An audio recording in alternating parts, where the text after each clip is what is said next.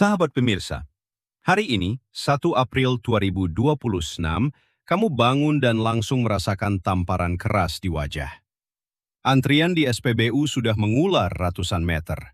Petugas hanya menggeleng. 50 liter saja hari ini, itu batasnya.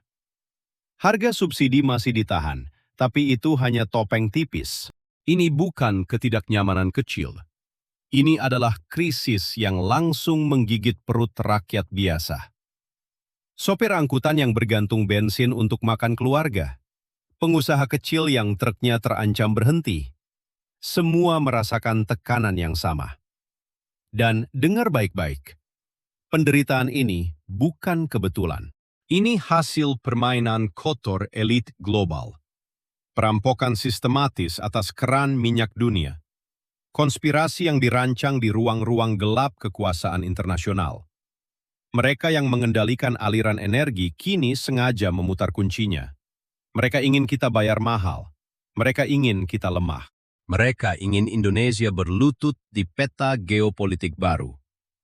Dalam 1 bulan saja naik 59%. Rekor tertinggi sepanjang sejarah modern. $115,66 per barel saat pasar buka awal pekan ini. Angka itu bukan sekedar grafik, itu adalah bom waktu yang langsung meledak di depan pintu Jakarta. Produksi OPEC anjlok tajam, hanya 21,57 juta barel per hari. Level terendah sejak Juni 2020. Karena perang memaksa negara-negara pengekspor menutup keran, Indonesia yang masih bergantung impor lebih dari 40% langsung terpukul. Rupiah jebol ke 16.990 per dolar Amerika. Anggaran subsidi energi 381,3 triliun rupiah yang dirancang untuk asumsi hanya $70 per barel langsung hancur. Semua perhitungan pemerintah buyar dalam hitungan hari. Ini bukan lagi soal harga BBM. Ini soal siapa yang menguasai denyut nadi energi global. Dan Indonesia kini berdiri tepat di garis tembak. Tapi siapa sebenarnya dalang yang menarik tali dari kegelapan ini? Siapa yang sengaja menciptakan badai energi ini agar negara-negara seperti kita terjebak tanpa pilihan? Kita akan bongkar semuanya di bagian selanjutnya. Sekarang, lihat respons Jakarta. Pemerintah Prabowo memilih jalan yang sangat cerdas tapi juga sangat pahit. Mereka tidak langsung menaikkan harga BBM subsidi. Harga Pertalite dan solar ditahan. Tapi sebagai gantinya, mereka pasang pagar besi. Hanya 50 liter per hari per mobil. Ini bukan kebijakan biasa. Ini adalah operasi manajemen kekurangan tingkat tinggi. Kelola permintaan supaya tidak terjadi ledakan inflasi dan kepanikan massal di awal pemerintahan. WFH setiap Jumat untuk PNS. Pemotongan perjalanan dinas hingga 70% untuk luar negeri. Panggilan kepada swasta untuk ikut menghemat. Semua dilakukan dengan cepat dan terkoordinasi. Prabowo juga bergerak di lapangan diplomatik, langsung berkoordinasi dengan Jepang. Mengalihkan pasokan LPG dari Amerika. Ini sinyal jelas. Jakarta sedang mencoba mendiversifikasi sumber energi dan mencari sekutu baru di tengah badai. Tapi ingat, harga BBM non-subsidi masih sedang dirapatkan. Artinya, pedang masih tergantung di atas kepala jutaan pengusaha dan kelas menengah. Perhatikan baik-baik. Pemerintah sedang bermain waktu. Mereka tahu ancaman ini sangat besar. Mereka memilih menahan gejolak sosial terlebih dahulu sambil memindahkan beban ke anggaran negara dan perilaku masyarakat. Ini adalah ujian pertama yang sangat berat bagi kepemimpinan Prabowo di era perang energi global. Dan yang lebih mengkhawatirkan, badai ini tidak akan berhenti di Indonesia saja. Efek domino sudah mulai terasa. Negara-negara tetangga di Asia Tenggara mulai gelisah. Malaysia, Thailand, Vietnam, dan Filipina juga merasakan tekanan yang sama. Dunia sedang memasuki fase baru di mana energi bukan lagi komoditas, melainkan senjata geopolitik yang mematikan.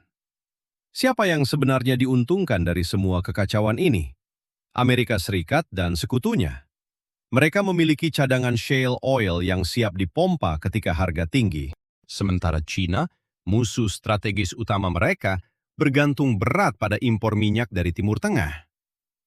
Dengan menutup keran Hormuz, Washington dan Tel Aviv berhasil memukul dua sasaran sekaligus, melemahkan Iran dan menekan ekonomi China.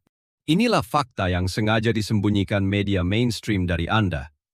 Mereka tidak hanya bermain perang militer, ini adalah perang ekonomi kelas dunia, standar ganda yang keji.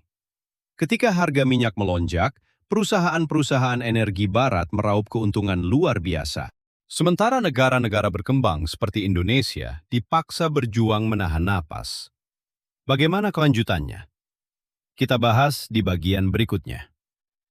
Ya, mari kita lihat bagaimana badai ini menyebar. Banyak yang tidak menyadari bahwa krisis ini bukan lagi urusan Indonesia saja. Ini sudah menjadi gelombang tsunami yang mengancam seluruh Asia Tenggara. Malaysia, yang selama ini mengandalkan ekspor minyak, kini melihat harga dalam negeri mulai goyah.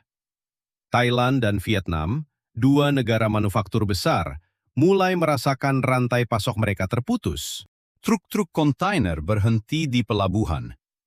Pabrik elektronik dan tekstil mengurangi shift kerja. Ribuan pekerja melihat jam kerja mereka dipangkas. Disinilah letak kengerian sebenarnya. Satu gangguan kecil di Selat Hormuz berubah menjadi domino regional yang tak terbendung. Indonesia bukan satu-satunya yang terjepit. Seluruh kawasan ASEAN kini berdiri di atas jurang yang sama. Ekonomi yang selama ini bergantung pada impor energi murah mulai retak di mana-mana. Harga pangan naik, biaya logistik membengkak, dan inflasi mulai merayap seperti api di rumput kering. Tapi jangan berhenti di sini. Bayangkan lebih dalam. Kapal-kapal tanker yang biasanya mengalir deras dari Teluk Persia kini terjebak berhari-hari. Rantai pasok global yang kita anggap tak tergoyahkan mulai putus satu persatu. Pabrik di Eropa kekurangan bahan baku. Supermarket di Amerika mulai membatasi stok minyak goreng dan pupuk. Harga komoditas dunia meledak. Dan yang paling mengerikan, negara-negara besar mulai saling tuding. Perhatikan baik-baik. Ini bukan lagi soal ekonomi. Ini sudah masuk ke wilayah keamanan nasional. Jika harga minyak bertahan di atas $110 per barrel dalam 3 bulan ke depan, ketegangan militer di Timur Tengah bisa meledak menjadi konflik terbuka yang lebih luas. Kapal perang China dan Amerika bisa bertemu di perairan strategis. Blokade baru bisa muncul. Dan saat itu terjadi, bukan hanya minyak yang hilang, tapi seluruh keseimbangan kekuasaan dunia ikut runtuh. Indonesia berada tepat di tengah-tengah badai ini. Sebagai negara kepulauan terbesar, kita bergantung pada pengiriman laut. Kalau jalur energi tersumbat lebih lama, pulau-pulau terpencil bisa kehabisan bahan bakar dalam hitungan minggu. Listrik padam bergantian, transportasi antar pulau terhenti, dan yang paling menakutkan, ketergantungan kita pada impor membuat posisi tawar kita di meja diplomasi semakin lemah. Kita bukan lagi pemain netral. Kita sudah menjadi pion di papan catur besar. Banyak yang tidak menyadari bahwa di balik layar, kekuatan besar sedang memaksa negara-negara kecil memilih kubu. Pilih Amerika dan dapatkan LPG murah, tapi dengan syarat politik. Pilih China dan dapatkan minyak dengan harga yang mengikat utang jangka panjang. Tidak ada jalan tengah lagi. Dan jika skenario terburuk ini terus berlanjut, kita akan melihat bukan hanya antrian di SPBU. Kita akan melihat kerusuhan kecil yang membesar, pabrik tutup massal, pengangguran melonjak, dan kepercayaan publik terhadap pemerintah yang baru ini diuji hingga titik paling rapuh. Ini adalah saat di mana satu keputusan salah bisa mengubah nasib bangsa selama puluhan tahun. Sahabat, badai energi ini baru saja mulai. Dan jika kita tidak siap menghadapi gelombang berikutnya, Indonesia bukan hanya akan terluka. Kita bisa menjadi negara pertama yang hancur di bawah tekanan perang energi global yang tak terlihat ini. Apakah kita masih punya waktu untuk bangkit? atau sudah terlambat?